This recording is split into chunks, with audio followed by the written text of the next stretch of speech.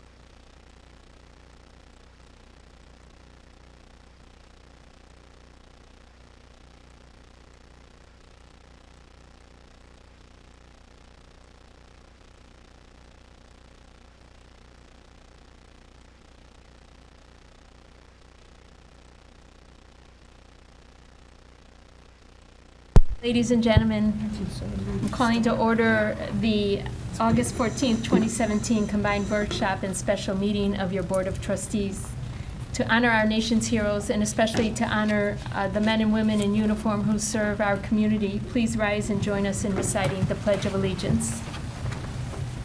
I pledge allegiance to the flag of the United States of America and to the republic for which it stands, one nation, under God, indivisible, with liberty and justice for all. Thank you. Clerk Fitzgerald, may we have a roll call, please? Trustee Hansen, Here. Trustee Timick, Here. Trustee Allen, Here. Trustee Rudolph, Here. Trustee Sifferman, Here. Trustee Tyrrell. Here. Thank you. You all have tonight's agenda before you. Does anyone wish to add or delete anything from tonight's agenda? Hearing none, I actually want to take off agenda item number 7, approval of minutes I believe the minutes did not get into the agenda packet, so we'll just defer that to our next meeting.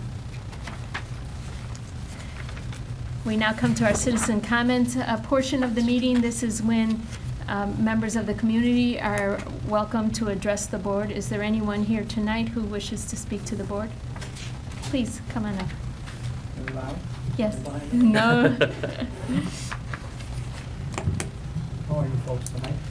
Good evening. My name's Jack Hagan. I live at 5021. Jack, you gotta pick up the mic, push the button up.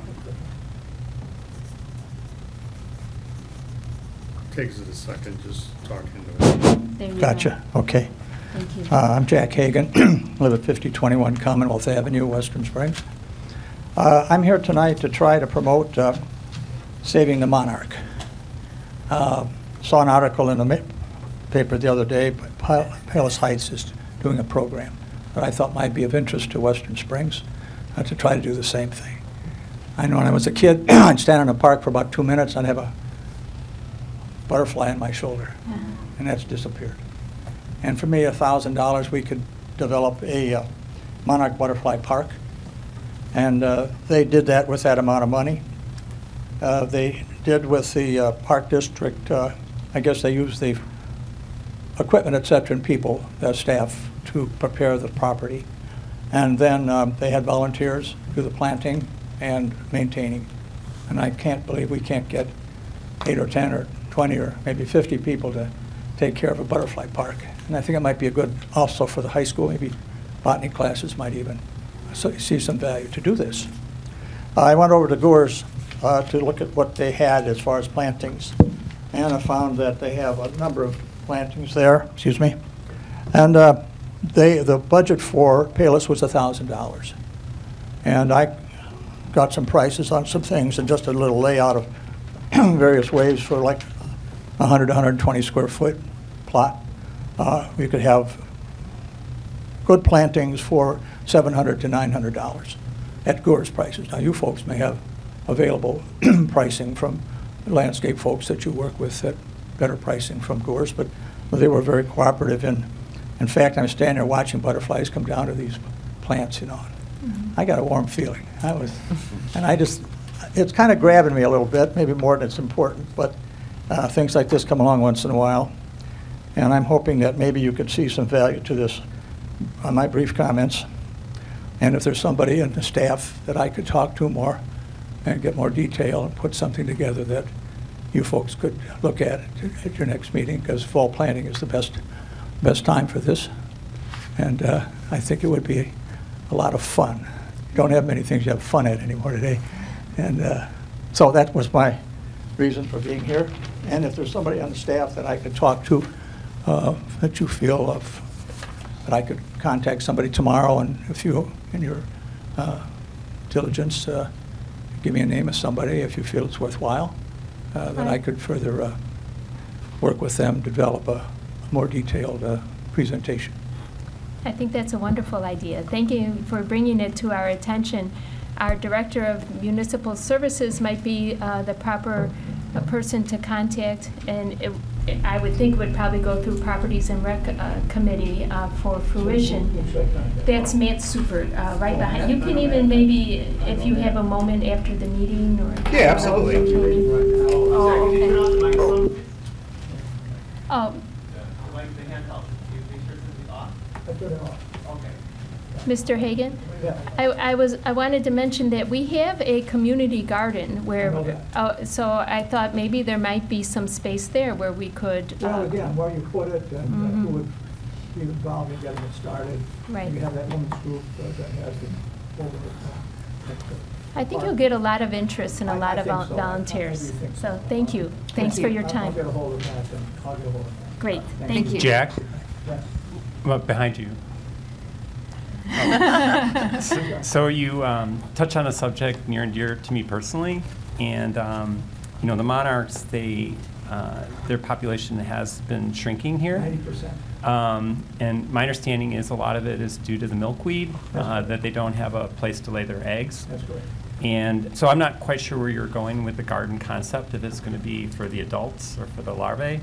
But anyway, I fully support it. It's for the library, because that's. the- Well, it's for both. I've planted, Hinsdale Nursery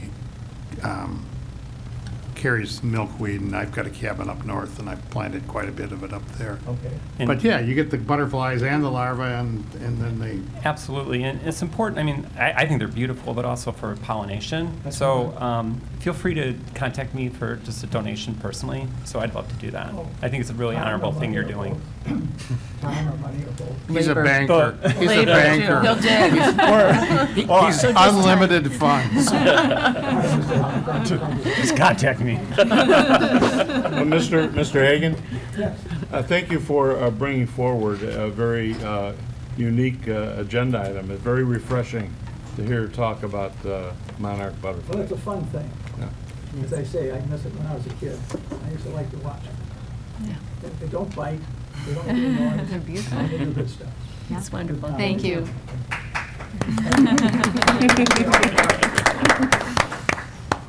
Okay. Does anybody else wish to address the board?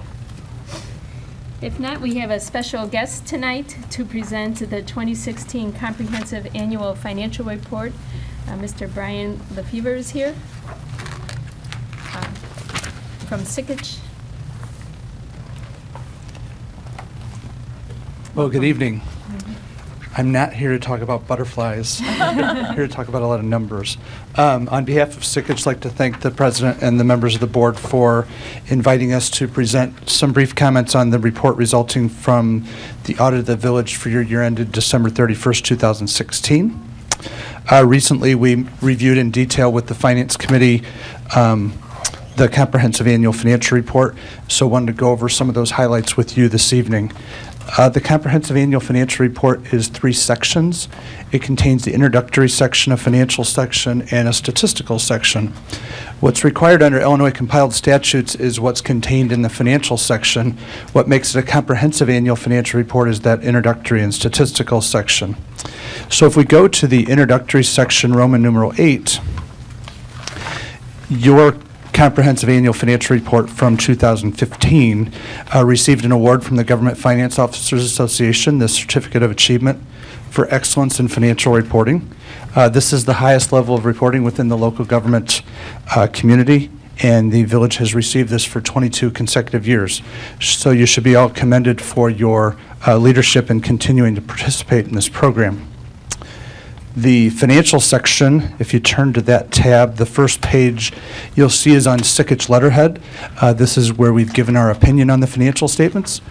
In order for us to give an opinion on the financial statements, we're required to follow 2 sets of standards. The auditing standards issued by the AICPA tells us the types of procedures that we need to perform when we're conducting our audit. And then the financial reporting standards are issued by the Governmental Accounting Standards Board, or GASB, which tells us what this document itself needs to look like, the form of the financial statements, the notes to the financial statements, et cetera. Once we follow those 2 sets of standards, we can then give an opinion on the financial statements. And we're pleased to present an unmodified opinion. And what that means is that the financial statements are presented fairly in accordance with generally accepted accounting principles, free of material misstatement. And this is the highest level of opinion that you can receive on your financial statements. I always like to hear it, and less than how many percent of municipalities and Less than 5% of municipalities across the country with populations of less than 10,000 receive an unmodified opinion and prepare a comprehensive annual financial report. Thanks for the cue, Pat. I did not have that in my notes tonight. So you are in an elite group. It does take a lot of work, both from your auditors, but more importantly from your staff. to prepare all the information necessary to be audited at that level and to prepare a document like this. Just past the independent auditor's report is a document called the Management's Discussion Analysis. This is where I would encourage all of you to start if you have not read through the CAFR. Your starting point is the Management Discussion Analysis. It gives a good overview of the layout of the financial statements, but it's also the one place in the document where you can actually explain some of the whys of your financial statements. The numbers themselves are just the results, and here where you can explain what changed between 2015 and 2016. So we review this document to make sure it's consistent with the financial statement presentation and with the requirements from GASB. The management discussion analysis goes for 13 pages. After the management discussion analysis, you get into the financial statements themselves. Just make one observation about the first financial statement, which is the statement of net position. The statement of net position is what I like to refer to as a global view financial statement. It's on facing pages 4 and 5. And last year, the 2015 audit was the first year that the net pension liability for your police pension, fire pension, and IMRF pension plans was required to be reported as a liability on the face of this financial statement. When you look at this statement in the liability section, there's over close to $16 million in pension liabilities. We'll talk about the health of the pension plans, but that's what causes the unrestricted net position or the equity to be negative for governmental activities. Nothing to be alarmed there. That's what all of your neighbors would experience as well on their financial statements, but that was a change last year that really changed the look to the financial statements.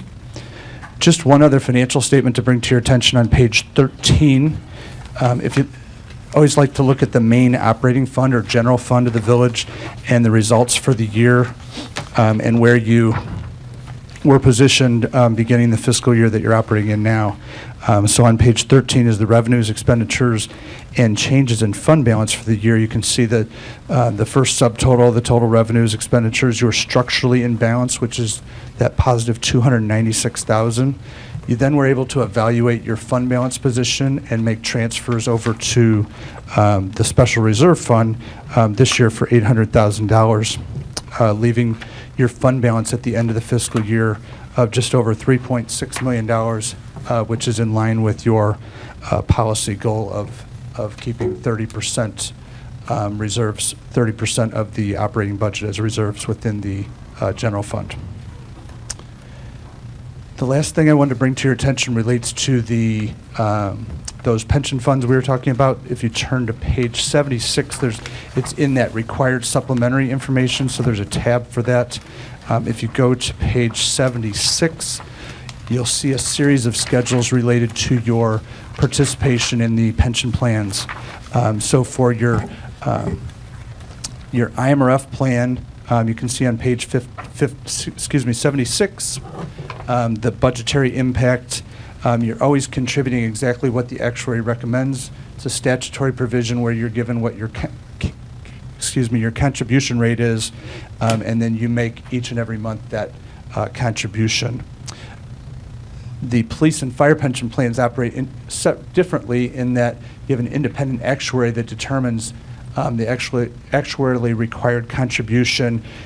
You then budget that amount and levy for those dollars. What you'll find on page 77 and 78 is you've been contributing at or more than what the actuary has recommended for the last several years. So you're doing exactly what you should be doing related to the funding of your pension plans.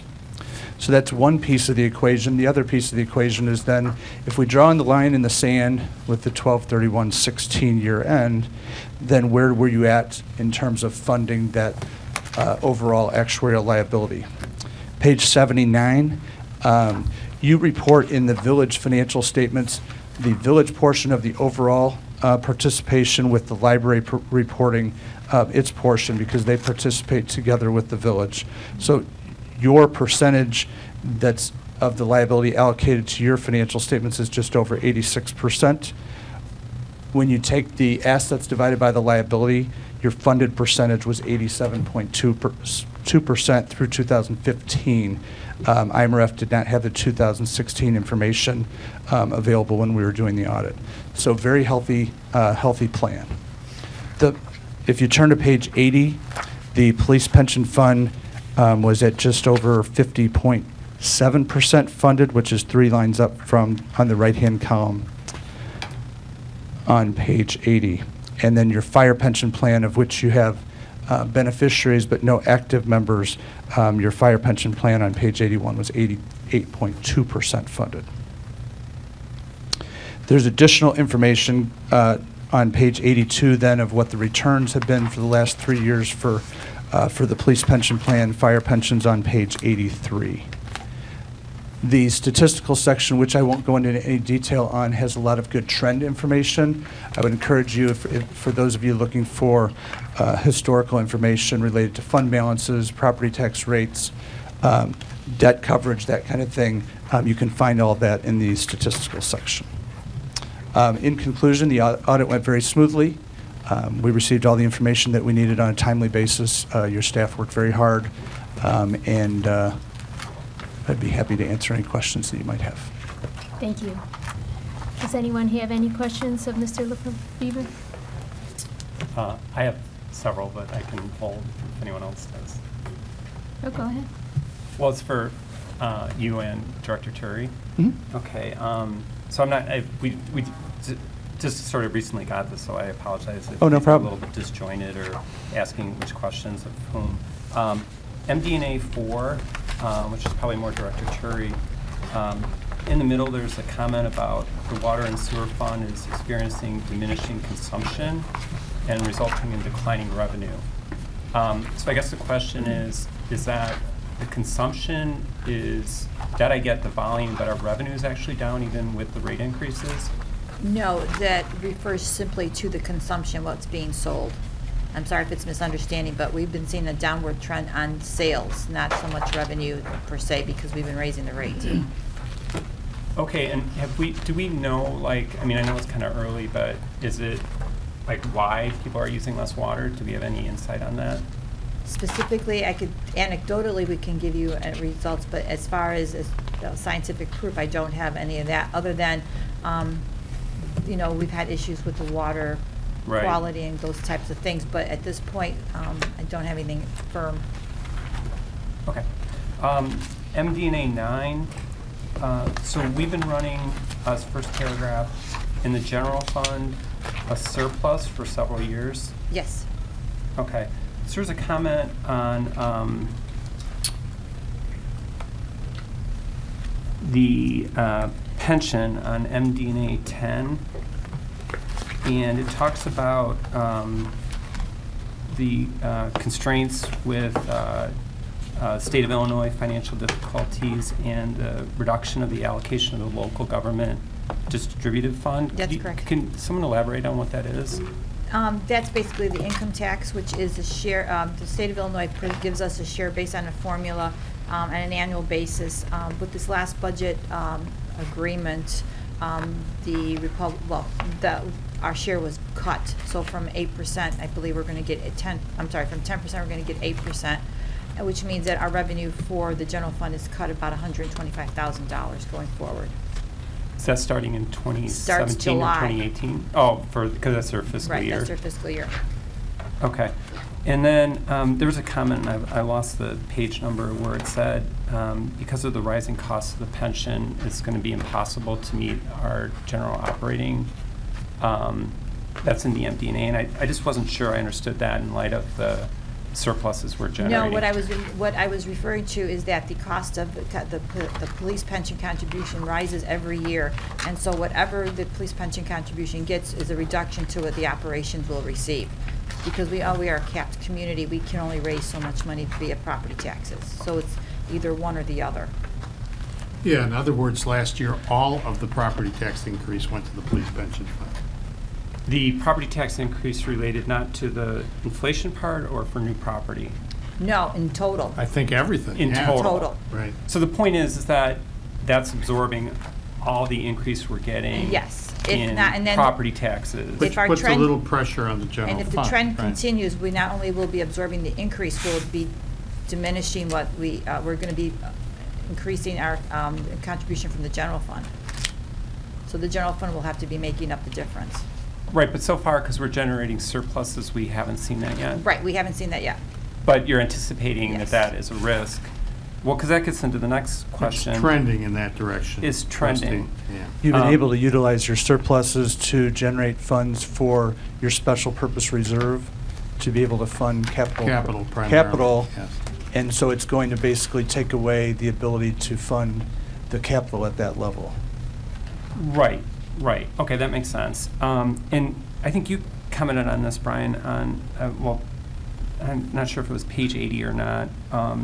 There was a comment about the trend in the rate of return that we've gotten on page 82. Correct. And 4 3/4 roughly for 2016, and the other ones are south of that. I didn't understand the comment that the prior years that we should see a 10-year and why that data isn't available. So these new schedules for what's in the audit are building to a 10-year history of information when the new GASB standard related to pensions was implemented. I'm sure that data is available with the police pension plan. It's just what's required to be reported here is only go forward. is going to We didn't go correct back and going recreate it, going right. forward. It's building to 10 years. Okay. I'm sure the police pension fund would have in their records what the returns had been. What's just as important is when you're getting reports from, I think you have someone on the board that reports back about the pension plan, They do. is to ask the question, so the rate of return has been X so far, and how did that compare to the benchmark? Well, you read my mind. That's Right. exactly the question, because we currently are assuming 6 3/4 as a rate of return. That's for the actuarial rate of return, but that's not the benchmark. So in other words, if the market only does 1% Mhm. and your pension plan does 1%, your pension plan didn't underperform. No, that's fair. Right. I mean, well, there's So- two separate issues. Correct. One is So the it's those evaluate- 3 different numbers, right? Yeah, no, that's Yep. a good point. Exactly. So one is and correct me if I'm wrong, Trustee Rudolph, but I think the pension board is reviewing our consultants and our advisors to see and hold them accountable for their benchmark relative to how the market's performing. And that's totally an appropriate, great exercise. I guess where I'm going is we're assuming we're going to make a rate of return, and to the extent that over the last 10 years, certainly these last 3 years, we're not making that rate of return, it just makes the future liability even greater because we're getting further behind, and now we're only at 51% funding. And why I think a 10-year trend, and Director Turi, if you have that, maybe could We you do. circulate We to can the put- board? yes. That if we keep assuming a higher rate of return than we're actually realizing, and these last 10 years have really been kind of a Goldilocks environment with the stock market gains, that if we're not getting that return, we're just making future generation contributions even higher than they're going to be. So we're on sort of a treadmill, and it feels like the pace is accelerating. So that's the, I mean, am I missing something with that, Brian, or is that? No, you're not missing anything. The investment advisors each year are required to provide information on what they think the long-term expected rate of return will be. And based on that information, the actuary still thinks that the 6.75 is a reasonable rate from a long-term planning standpoint. Right. However, they're required to evaluate that each year when they do their actuarial evaluation. So each year they're getting new data from the investment manager saying, what do you project? Now, I've seen rates in terms of other police and fire pension plans that are under the same statute as the villages, and that rate of return assumption I've seen anywhere from 6 1/4 to 7. Right. And I think that's a good point, So that it's- we're within the range of Correct. comparable. Exactly. And the police. And we would pension- also raise our hand if the actuaries didn't. I mean, it's our job to raise our hand and say, this is not in line with what we're seeing. Right. And in our investment policy, there actually is an analysis of how they get to the 6 3/4. So Mhm. it is an expected long range, I guess. Correct. Which seems reasonable, but if our history is we're not getting it, then that's the question. Is you can say it seems reasonable, but if we're not realizing it in a good environment, why not? And why is there a gap? Right. So that's the point. Yep. Director Turi, page 38, and I think we've talked about this previously, it has our bond schedule, and one of the bonds I noticed had a 4.1% interest rate, and I didn't know if that was callable or not, if it made financial sense, or, because I know you're Which one is evaluating it? that on a regular basis. Grace, page 38, the No, is it 2009. Is it going to be the 2007?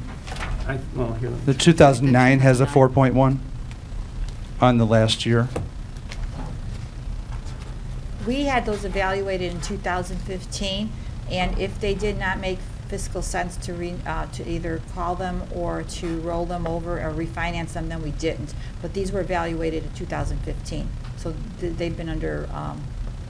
Well, I guess what's sort of the break-even cutoff for that? Because, I mean, rates seem low. I mean, our most recent bond issue was below that, right? The cost of reissuance versus the interest rate we're going to get versus how marketable they are at that point.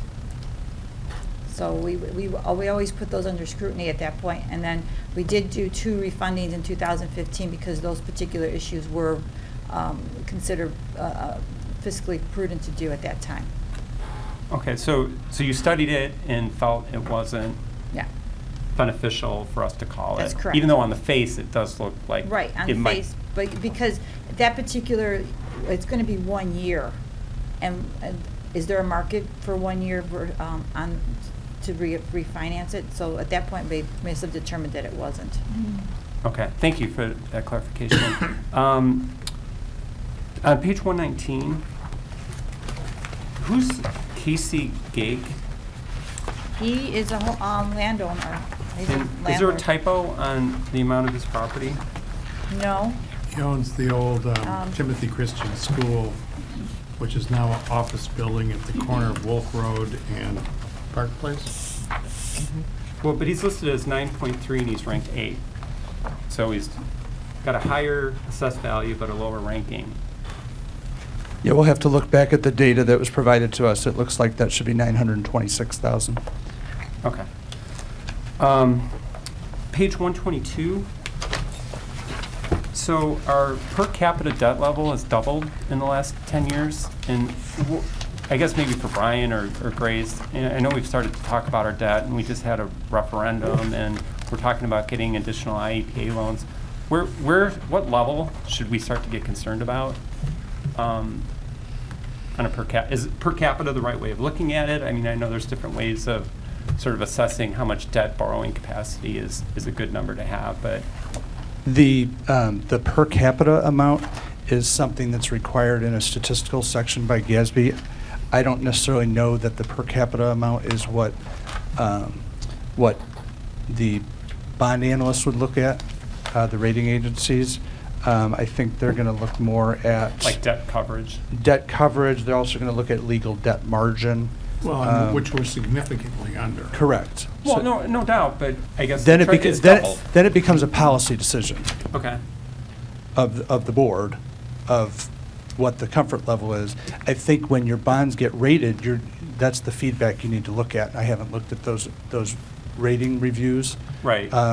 Because they're going to in that analysis, that's a lot of what they're going to look at.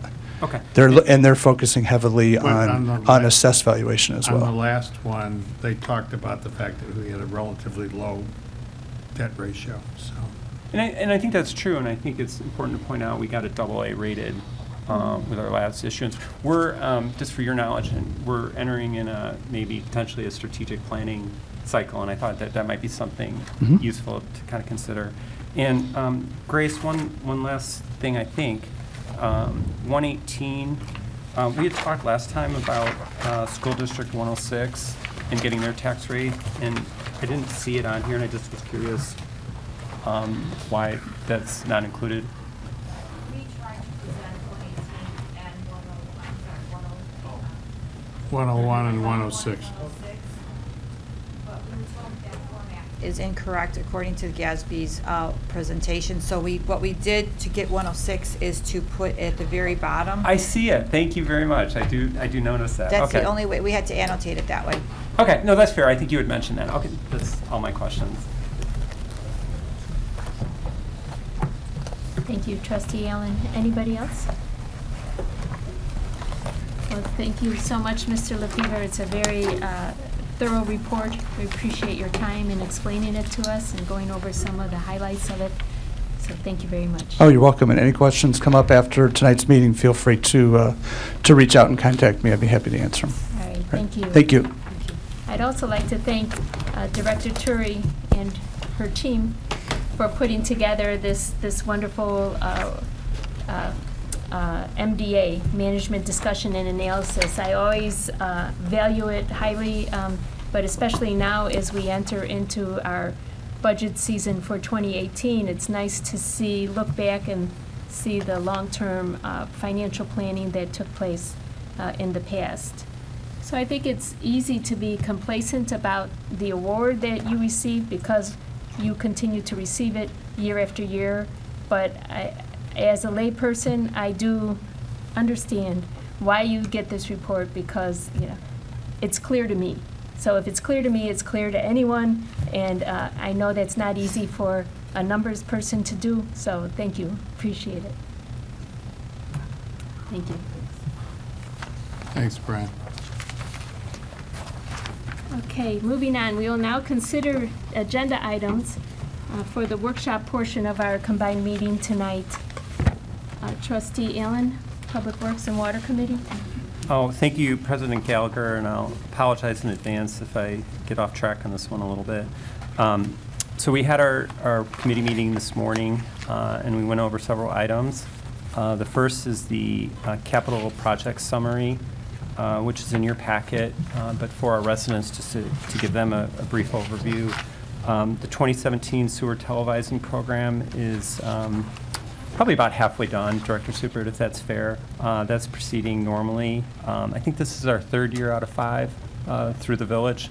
That's actually been a beneficial, even though it's a requirement, it's actually been beneficial because we've seen some issues that we've been able to take some preventative maintenance on it. And this is where they're televising our stormwater and sewer plumbing to look for issues. The next one is the 2017 roadway program. That also is progressing nicely. There's a couple main projects that are more detailed in there, but so far no issues, major issues that have been reported on that. The 2017 sewer and water projects, if I may spend just a minute on those because we talked about it. There was really 3. One was the Rosen Garden, one was Flag Creek, and the other was the Ridgewood Homeowners Association. The Rosen Garden, Flag Creek, a little bit more about those coming in your packet. But the Ridgewood Homeowners Association, that's the Ridgewood Oaks. Ridgewood Oaks. Yeah, yes. thank you. I better It's get my a little terminology. different, Yeah, yes. you're absolutely right. And this was something that was identified by Baxter and Woodman a couple years ago when they did their infrastructure study. This was to put a retaining wall to create a detention pond for water during heavy storms. There's kind of 2 issues that are kind of governing that.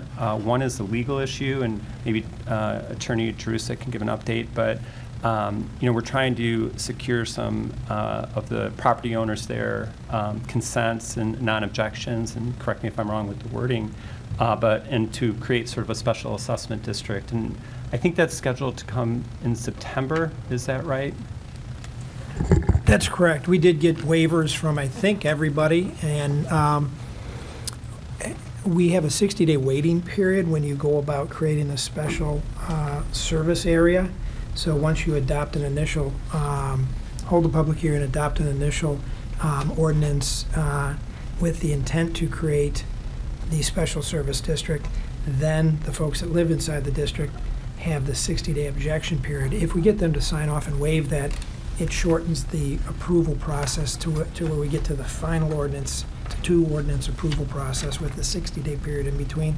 If we can eliminate the 60-day period, we get right to the final approval, and you get right to the creation of the district, which allows the funding mechanism to, jumpstart the project. So that's what we hope to do, is get through the September meeting cycle with the public hearing and the 2 ordinance approval process, so staff can bid the project and build the project, and the folks that live inside the district in that subdivision will ultimately pay for the project. Thank you. And the other issue that came up is our village engineer, Mr. Ziegler. His firm did some soil borings out there to check the quality of the soil to support a concrete retention wall. And they found at some depths some waste concrete, unexpected. So they need to take some additional soil borings, which may delay the project into 2018.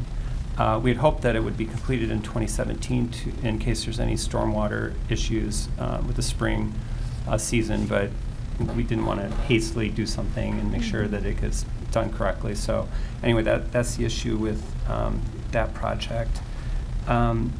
The other one is, well, the Ridgewood Oaks Basin is number 4. We talked about that. And the IEPA loan application, and we spent a lot of time on this, and this will dovetail into the next 2 items as well.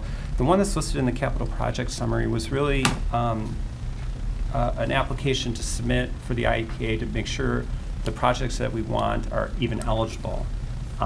So in engineering progress, and I'm sure I'm going to butcher this, Jeff, but it's like phase 0.5 of engineering, not even phase 1 or phase 2. But anyway, that was submitted and was completed. I think we were budgeted at around 15. We spent 17 because we flipped a couple of projects around. So that one's done. But then we moved into what Baxter and Woodman's doing, and they are, in your packet is a long memo from them, actually a series of memos dated from June.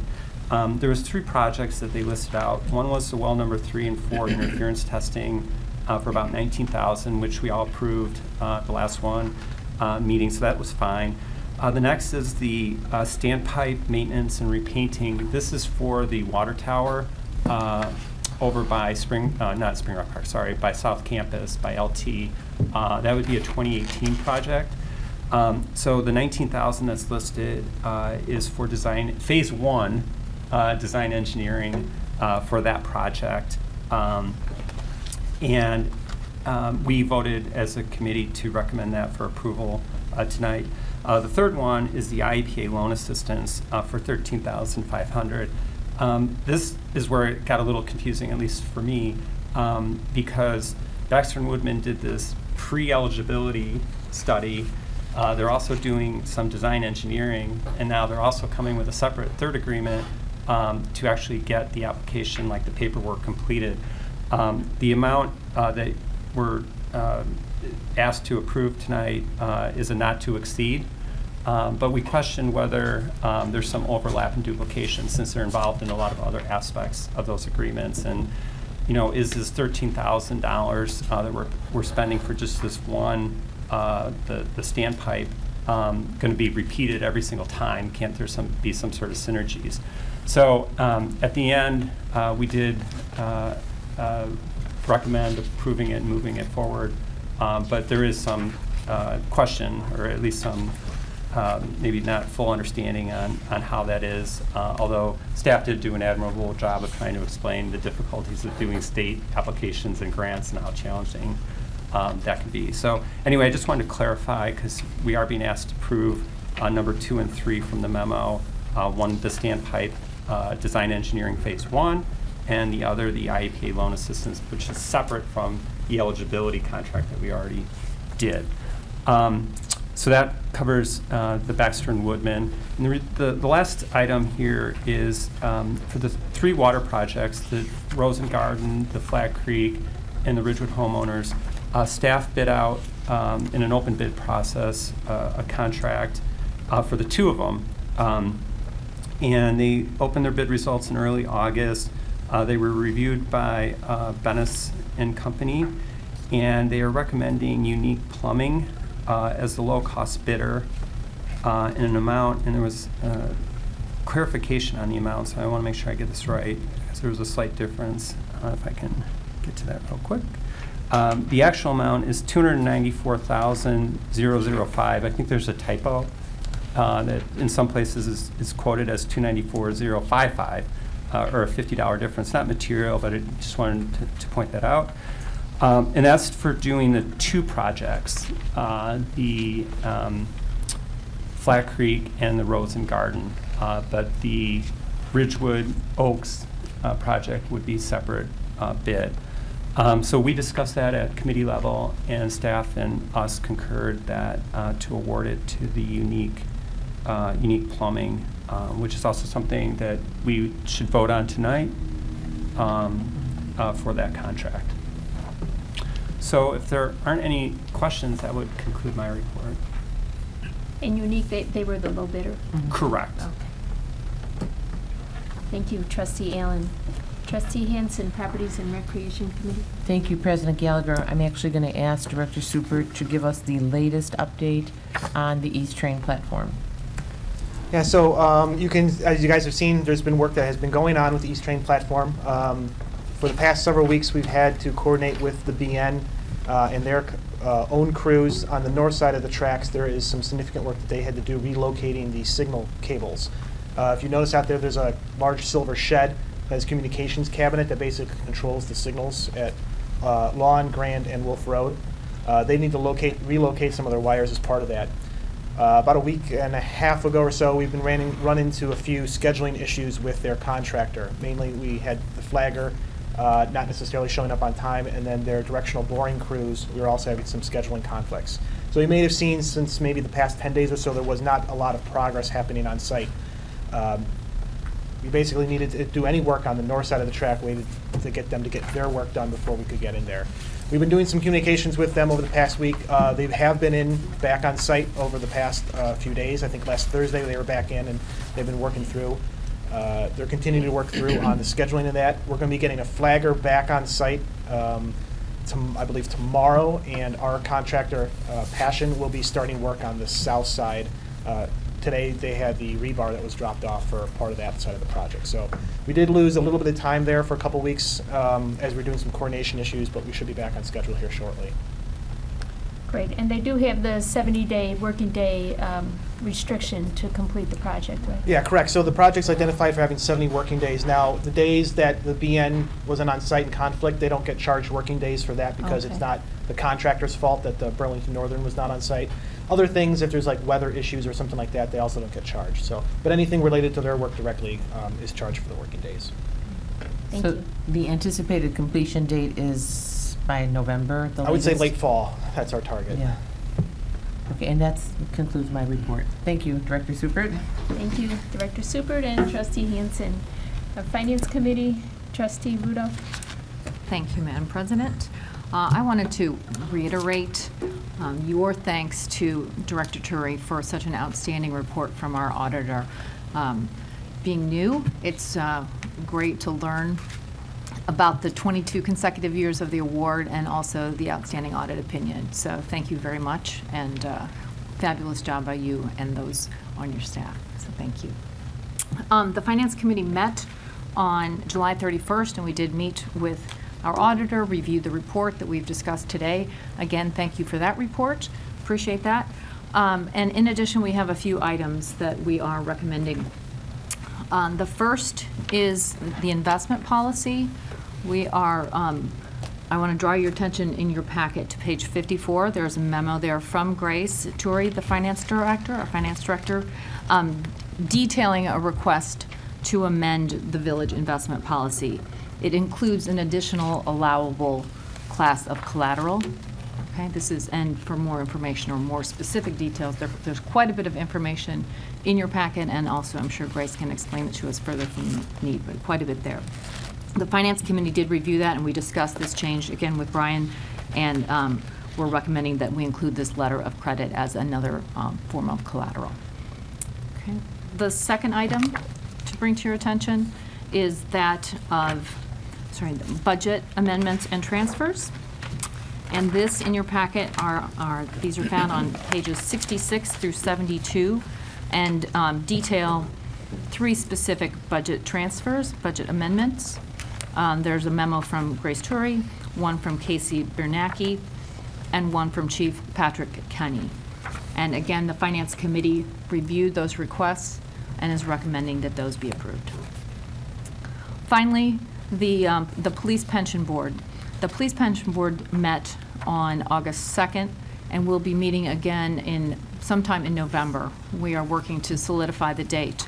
We met with the investment advisor and decided to reallocate a portion of the portfolio to maintain the target allocations. We also, as Trustee Allen mentioned, we are reviewing the advisors and managers, and we've deferred further changes to that until the next quarter. The Q2 performance overall was about 3.46%, while the one-year return was 11.82%. So that's what we're looking at and monitoring right now. Again, there have been some other changes identified, and the committee will be meeting again shortly. Okay. And with that, any questions? I do have one, and it's maybe a technical question on this letter of credits with the FHLB. Do we know, is there any cap on the ratio of the deposits to their letter of credit, the collateral? Because I get why the banks want to do it, as a banker, but I'm curious, like, Lots of money. yeah, well, absolutely, isn't it? But I just wondered if there's any kind of cap on how much deposits can be used against how much. So in other words, they're not over collateralizing at the FHLB. Did they give you any guidance or any sense on that?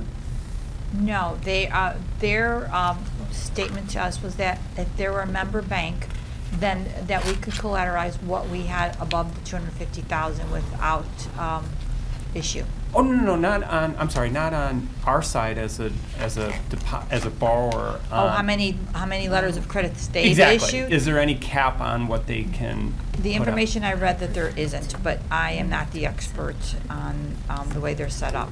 Okay, thank you. Brian, do you know?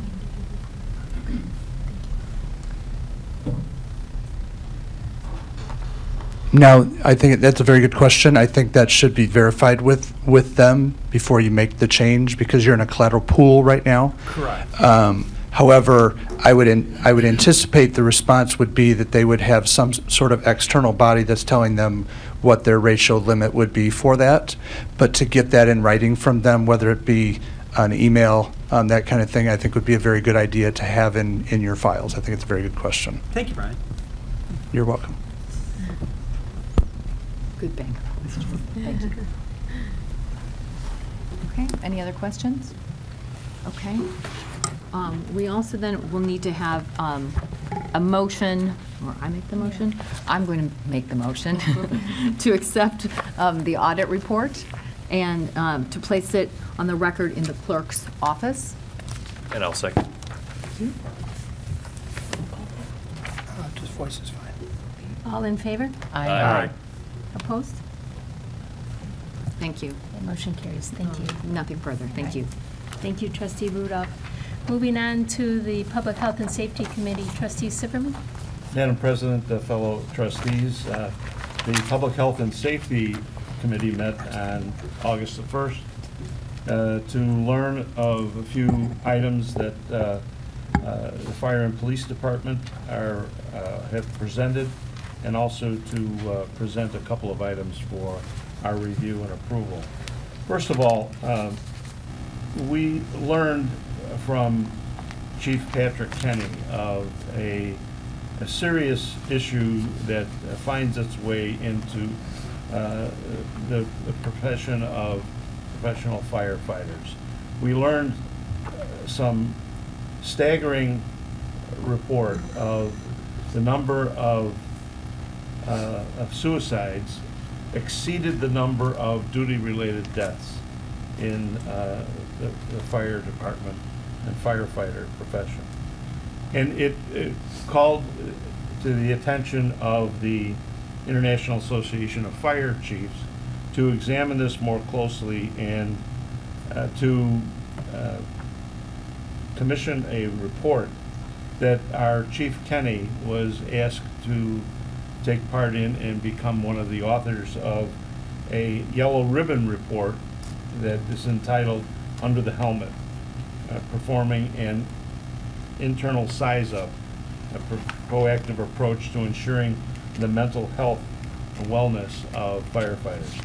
That report is submitted as part of your packet, and we are very proud of the fact that Chief Kenny was a presenter of this report at a recent meeting of that association. It used to be that firefighters would be, when exposed to traumatic experiences on the job, had to resort to their own, personal resolution of the trauma that they observed. In many cases, the old standby, suck it up, buttercup, it was something that new firefighters would just have to conform. But that doesn't work anymore, and that's what this report examines and essentially tries to disabuse that old standby adage. And so we're very fortunate to have our fire chief be part of that conversation that will be ongoing. The second item on the agenda of our committee was the need for us to approve a bill that was presented for our annual NetWest radio system user payment fee. And the request is coming from Director of Law Enforcement Services, Brian Buds, for us to approve this bill that exceeds the $10,000 limit, a bill that's included in your packet for $10,880.84. And our committee is recommending that this matter be presented to the board for review and approval here this evening. In addition to that, the presentation of a request for surplus property to be declared such, and that is in the item of a squad car that has been damaged beyond any repair or use. And we're asking that this body approve this to be determined and declared as surplus property. The value, the appraised value of that squad car was $15,425. On the topic of squad cars, we were presented with a copy, a picture that's included in your packet of the new design of the squad cars for the village of Western Springs. The black and whites are now back in business in the friendly town of Western Springs, and they should be placed into service later on this summer. An announcement was made regarding the promotion of Officer Roger Jage to the rank of sergeant, and our understanding is that later on there will be a special recognition of this promotion later on at another meeting in the future.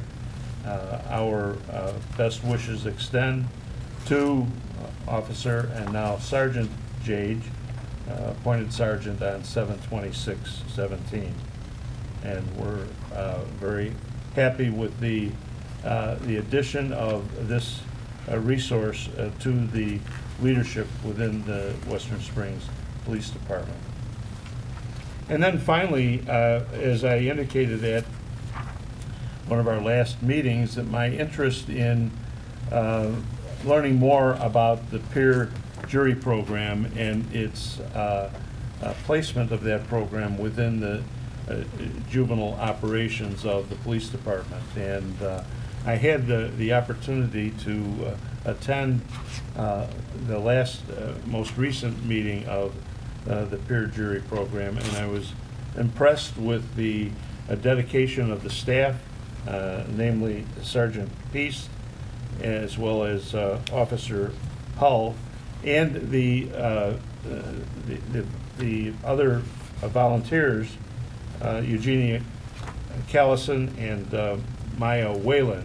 The care that they take to provide the peer jurors with the guidance that they need to deliberate the matters that are brought to the attention of the peer jury.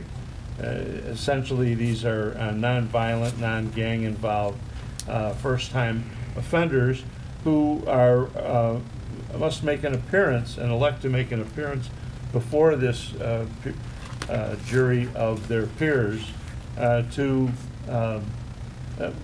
be held accountable to the acts that that brought them to the attention of this jury. What's important to note here is that this peer jury program manifests, I think, one of the major missions of the police department as it relates to dealing with juveniles. You know, the fact that the movement away from retribution into more of a restorative approach to youth has been found to be more effective, where youth are held accountable for the matters, but also are provided with a pathway to restoration. I look forward to further discussions with Chief Buds on this and other juvenile operations. So that will conclude my report. We'll need to consider the matter in terms of paying the bill for that radio system fee. And I'd like to propose that this group approve the payment of that fee. Okay, is that on our omnibus? I don't see the surplus, declaration of surplus property is on the omnibus. But I not. don't think so, No. President. Okay, so.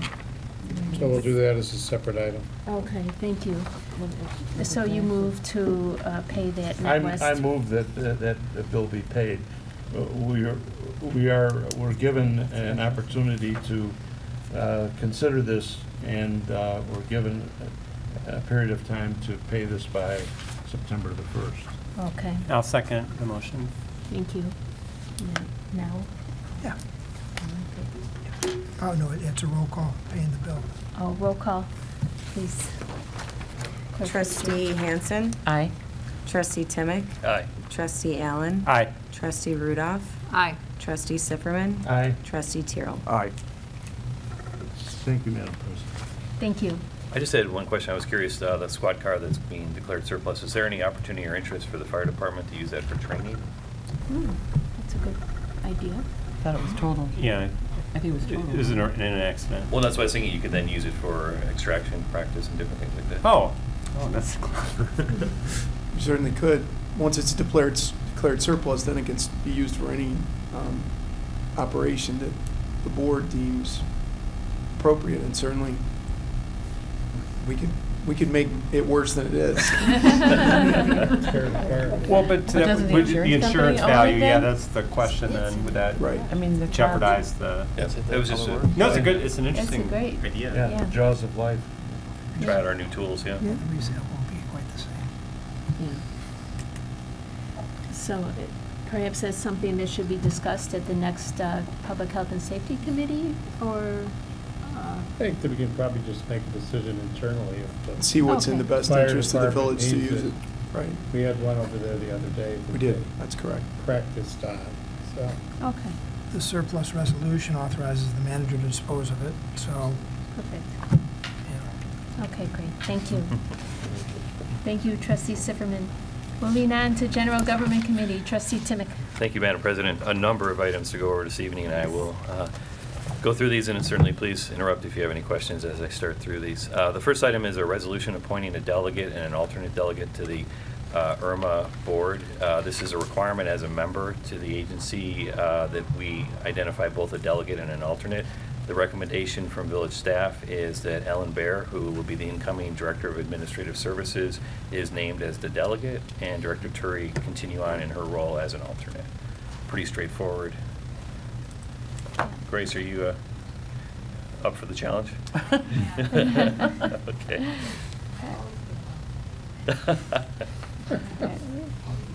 May never mind.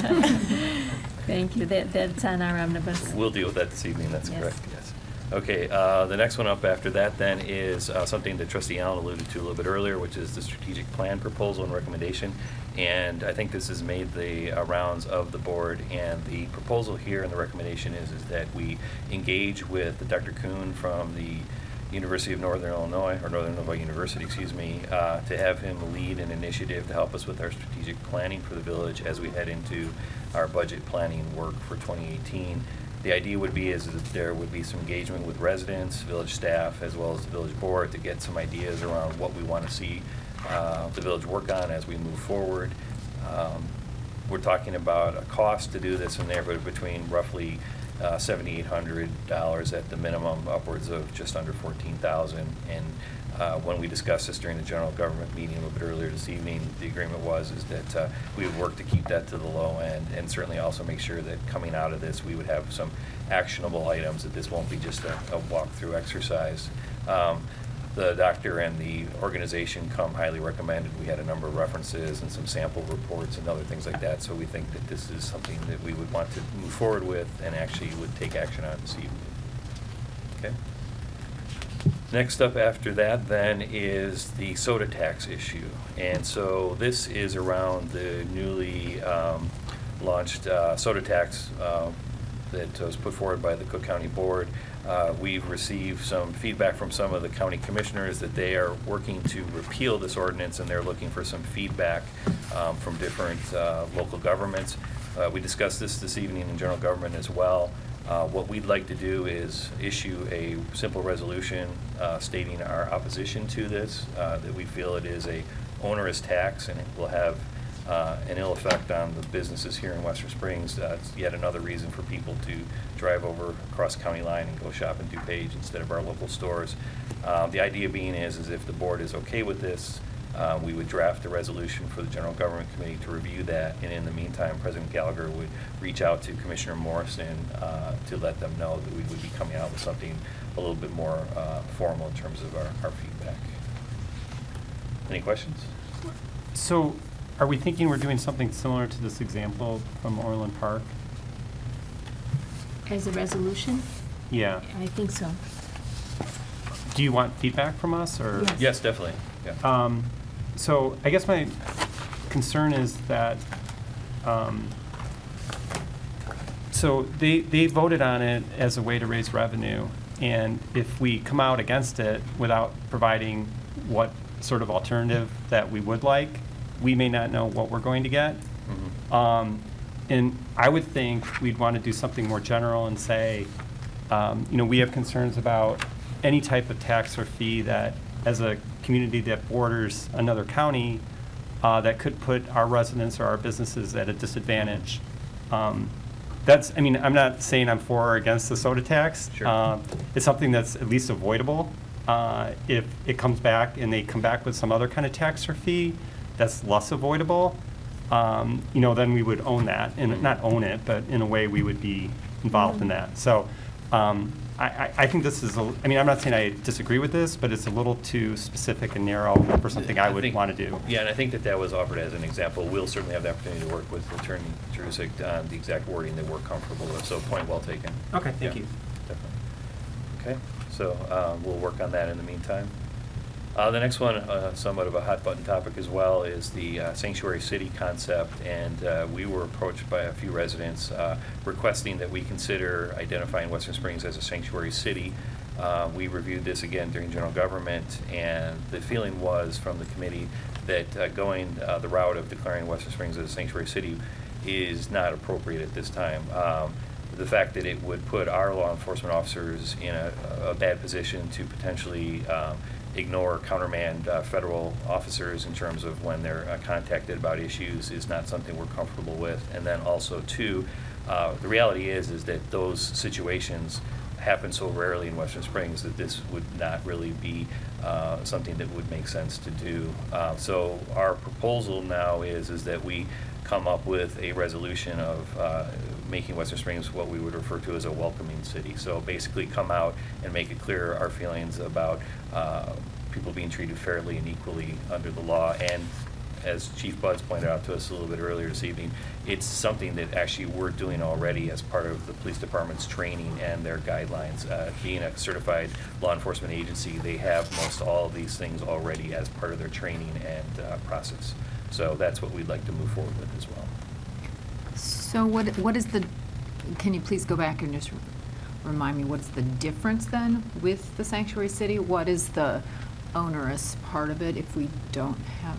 Basically, what it would do is it would, if the way, depending on how we would draft the language, if we were to go that route, we would basically be telling our law enforcement officers that if they were contacted by federal law enforcement agencies, to basically ignore or not react to directions or requests for information and things of that nature, which then would also lead then to putting funding and other things at risk for the village.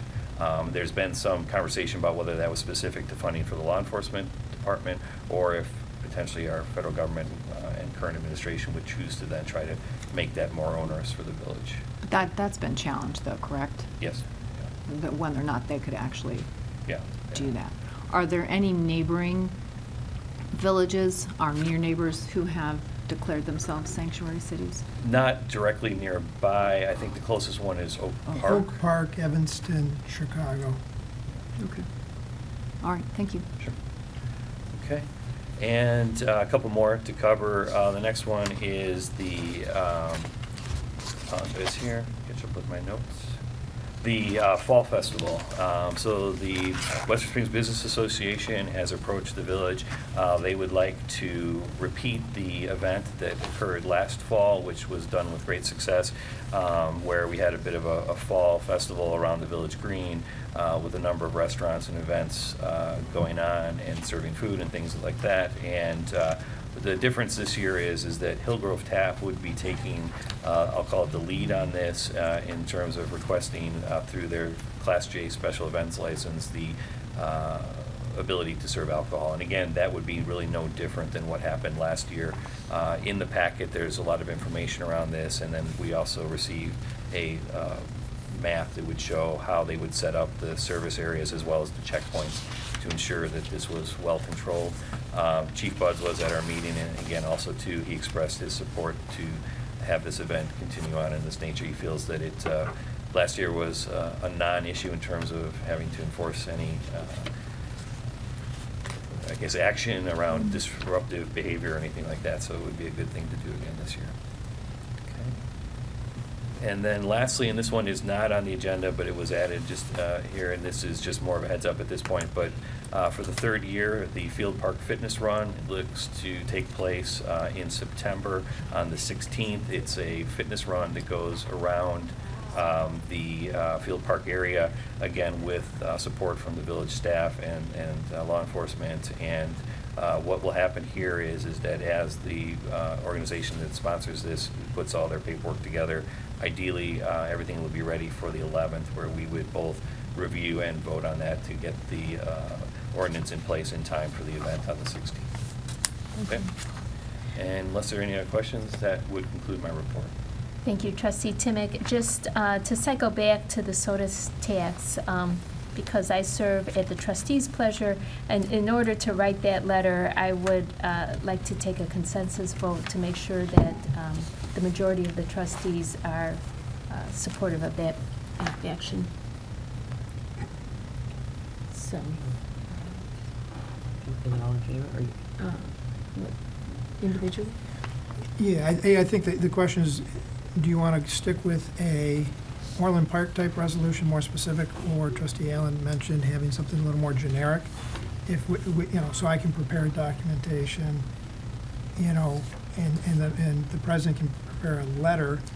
The goal being, let the commissioner know where the village stands, and then next month take a vote on a resolution that, you know, is either more specific to the soda tax or more general, as Trustee Allen said, to any type of tax that hinders, you know, the border communities. Maybe a little consensus as to which way to go, so we can prepare the appropriate documents for purposes of, you know, moving it forward if that's the direction of the board. Well, that's what I really wanted to clarify, is that the direction of the board, to oppose the tax. soda tax? Yeah. So. I would support that direction being taken, and that is the initial signal or to indicate our position, and then follow up with a formal resolution that we would consider. To oppose this? To oppose this. Okay, And I would be comfortable speaking specifically to the soda tax as well. okay, I would as well. thank you. I also would. So I can't object to the soda tax a mess, but I would abstain on doing something specific, because if we're not going to clarify what we do want or ask them to cut their costs, I think it's vague and opens us up. So that would be my view. Thanks. Thank you. And I would agree with Trustee Allen. Okay. So that's 4 in favor of proceeding forward with the letter. So that consensus vote gives us direction. Thank you very much, Trustee Timmick. General Government Committee, Planning and Zoning Committee, Trustee Tur. Thank you, President Gallagher. A few items to mention here. Regarding Foxford Station, the groundbreaking went well and included the good news that approximately 7 of the 28 condo units are now under contract. Contractor is focused on the underground stormwater work, which will be followed then by the foundation. Foxford will soon be submitting plans that include minor changes to the exterior, the rear terrace, the lighting, and other building elements. The board will review the final plans sometime in September or October. Regarding Odegaard's, which is going to be the future Elite Fitness owner Mark Woltz has submitted plans for the space that was once home to Odegaard's. The staff has met with Mr. Woltz and his architect on a few occasions to discuss the plans, life safety issues, and code requirements. The construction is anticipated to begin sometime this fall. Boone Animal Hospital opened recently and is looking forward to a grand opening event scheduled for this Saturday, August 19th from 1 to 4 p.m. A ribbon cutting ceremony will be included and time will be forwarded to us in advance. The public is welcomed and encouraged to attend. Salty Fig. Liquor licenses have been issued and work continues on the space that was formerly Snackers Cafe. Structural work is underway for the first floor and the basement spaces, and the facade covering was installed a few weeks ago. The covering allows the crews to reconstruct the facade as safely as possible. The owner, Suzanne Floric, is hoping to open the restaurant in October. Finally, Music Makers Music School. This new school, which is located on Howard Avenue across from Field Park School, is coming along nicely. The overall progress has been slow, but the interior is now at the rough stage with drywall to come soon. We don't have an anticipated completion date, but the Tower Topics or the Village website may have more information in the future. That's all I'd have, President Gallagher. Thank you, Trustee Terrell. Moving on, is there any other business? Moving on to the consideration of an action on agenda items during the special meeting portion of our combined meeting. The Illinois state statute allows a municipality to collectively vote on a group of ordinances, resolutions, and other motions, such as awards of contract, appointments, etc. This is known as an omnibus vote. All the items contained on the omnibus vote list have been previously discussed by the President and Board of Trustees on at least one occasion, and often on several occasions. By placing them on the omnibus vote list, a single vote may be taken to approve them. A trustee may remove any item from the list and have it discussed and voted on separately prior to the omnibus vote. Is there any such request this evening? So just to clarify, you already had asked that item number 7 be struck, correct, for the minutes? Yes. Yes. Okay. Thank you. Trustee Timmick? Thank you, President Gallagher. I move that the following ordinances as contained on the meeting agenda for August 14th, 2017 be adopted and/or approved under an omnibus vote. Agenda item number 8, ordinance 17-2899, authorizing the disposal of surplus personal property owned by the Village of Western Springs Department of Law Enforcement Services, a 2014 Ford Taurus vehicle. Agenda item number 9, resolution 17-2391, authorizing and approving a budget amendment and transfer over $10,000 to the fiscal year 2017 operating budget in the Debt Service Fund, Roadway Construction Fund, and Capital Improvement Fund. Agenda item number 10, resolution 17-2392, authorizing and approving the execution of a professional services agreement between the Village of Western Springs and Baxter and Woodman Incorporated for Phase 1 design engineering services in regard to certain standpipe maintenance and repainting projects. Agenda item number 11, Resolution 17-2393, authorizing and approving the execution of a professional services agreement between the Village of Western Springs and Baxter and Woodman Incorporated in regard to the preparation and filing of an application for an Illinois Environmental Protection, there's a typo there, agency loan for certain water system improvements, water main replacement, standpipe maintenance, and repainting projects. Agenda item number 12, Resolution 17-2394, appointing a delegate and an alternate delegate to the Intergovernmental Risk Management Agency. Agenda item number 13, Resolution 17-2395, authorizing and approving amendments to the Corporate Plan Financial Investment Policies in order to comply with the Illinois Public Funds Investment Act.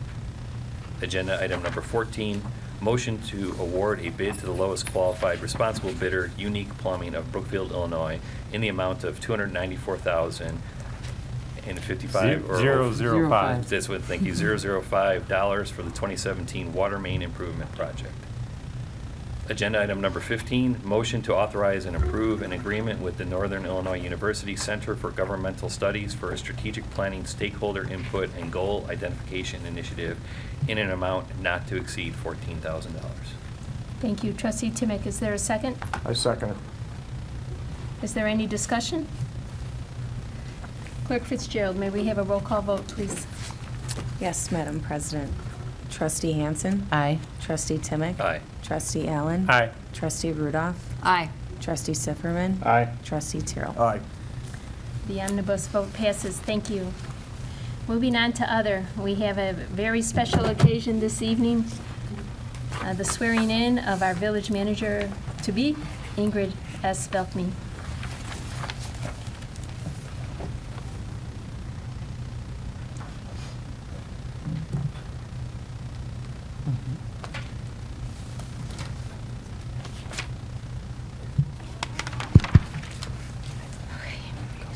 Please raise your right hand. I state your name. I, Ingrid S. Velkme, Having been appointed having been appointed to the office of village manager to the office of village manager in the village of Western Springs in the village of Western Springs in the county of Cook, in the county of Cook, do solemnly swear do solemnly swear that I will support the Constitution of the United States, that I will support the Constitution of the United States, the Constitution of the State of Illinois, the Constitution of the State of Illinois, and the municipal code of the village of Western Springs, and the municipal code of the village of Western Springs, and that I will faithfully discharge and that I will faithfully discharge the duties of the office of village manager the duties of the office of village manager according to the best of my ability. according to the best of my ability. Congratulations. And if you don't mind signing right here.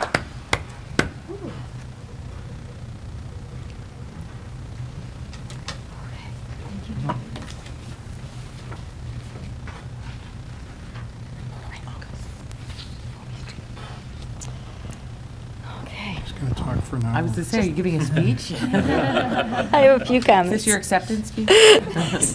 Village President Gallagher, village trustees, Clerk Fitzgerald, residents of Western Springs, valued staff and colleagues. I am truly honored to serve as your village manager. This is a chapter in my life that I never envisioned when I began my journey in public administration as an intern here in 1987. I truly do not know what it is, but Western Springs was a special place to live and work in 1987, and that remains to be the same today. I intend to make sure that it stays that way. In Western Springs, there is a great pride in maintaining a small town atmosphere.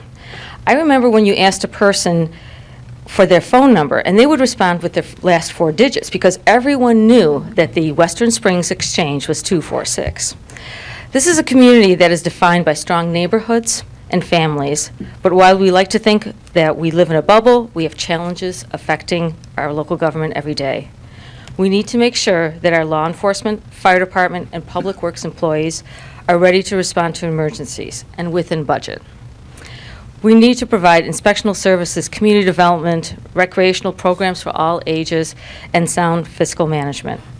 We need to question, are we on target with the vision of this community, and are we being innovative? It's a lot of responsibility, and I will work my best to serve this community and to serve the outstanding staff that come here every day, and day in and day out. I am thankful to Manager Higgins, who has been a mentor, supporter, and dear friend throughout my life, and for giving me the opportunity to come back home in 2000. I look forward to serving you and the Village of Western Springs in this new chapter of my life. Thank you. Thank you, Ingrid.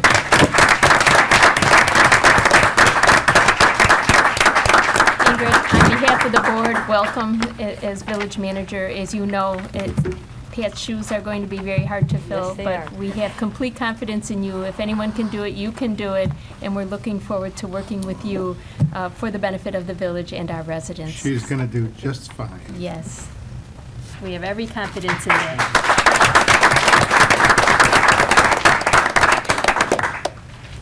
Next, we have the swearing in of our new deputy village manager to be, Patrick Kenny.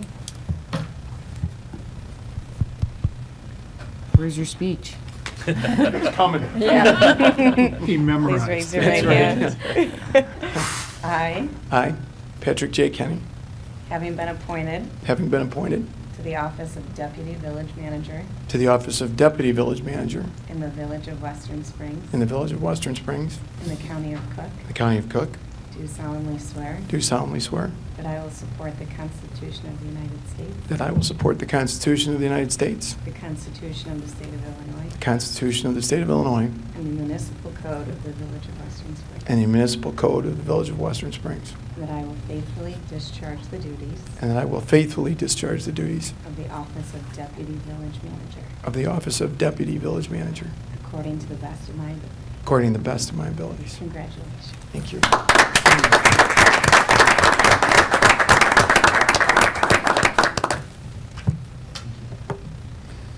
Thank you very much.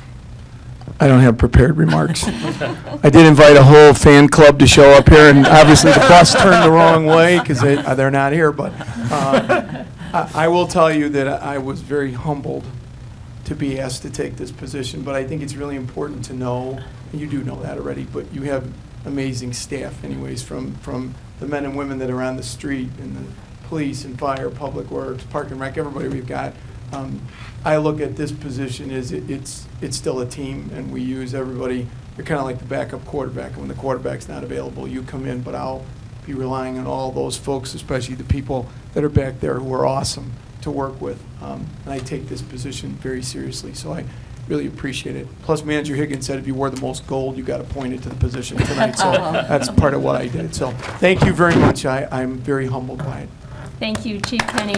We appreciate your willingness to take on these extra duties that are assigned as Deputy Village Manager. When we all heard that you were going to be our next Deputy Village Manager, we were thrilled. So thank you so much, and we look forward to working with you in the future. Thank you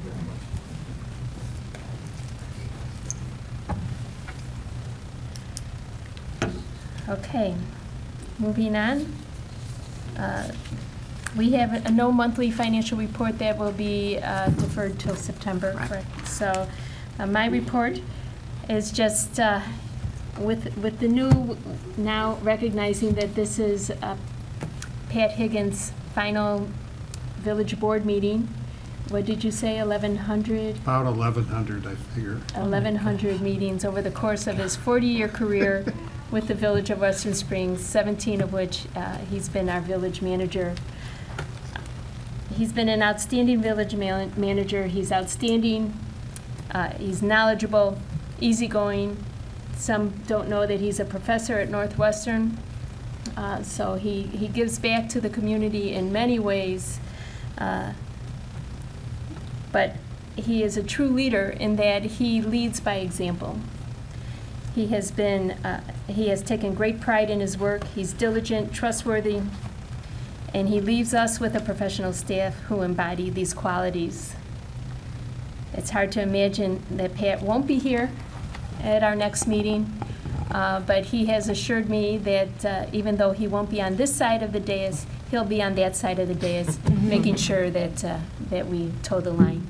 So Pat, we wish you well in your retirement. I know you're taking a long-deserved vacation coming up to Europe, but we expect to see you in one of those chairs when you come back, and we'll I miss will you. try to be here. All right. Thank you. I'm going to have a lot more to say Wednesday night, but it's been an honor to serve with this board and 19 previous village boards and 10 village presidents, and thank you very much for the opportunity to do that. It's out of the future. Yeah. Well, thank you. Anybody else? Thank you so much, Pat. You're welcome. Is that your report? It's my report. Your last report? Your last My last report. report. Like I said, I'll have some more to say Wednesday night at my little retirement gig, but Thank you. we'll get to that then. Village Manager Velkme, any report? No report tonight. Thank you. Village Attorney Jerusik? No report tonight. Thank you. In that case, I'll entertain a motion to adjourn. I'll make a motion to adjourn. Second. All in favor? Aye. Opposed? Ladies and gentlemen, we stand adjourned. Thank you. Congratulations. Yeah.